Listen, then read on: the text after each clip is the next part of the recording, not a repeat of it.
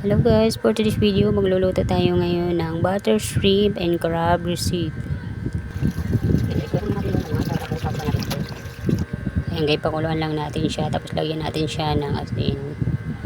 Ayan na guys, nakulo na po siya. Tapos maglalagay na tayo ng butter sa kawali. Then igigisa na natin yung bawang at saka sibuyas. Tapos ilalagay na natin yung ketchup. Then, haluin lang natin guys. Tapos, ilalagay na natin yung hipon. Ayan, haluin ulit natin siya. Tapos, isunod na natin yung pinakula natin kanina na alimasag. Ayan guys, halo-halo lang.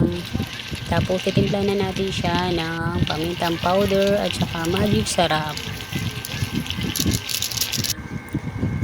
Ayan guys, haluin ulit natin. Tapos, ilalagay na natin yung oyster sauce. Ayan guys, hayaan lang natin siyang maluto. Ayan na guys, ready to serve na po siya. Thank you for watching.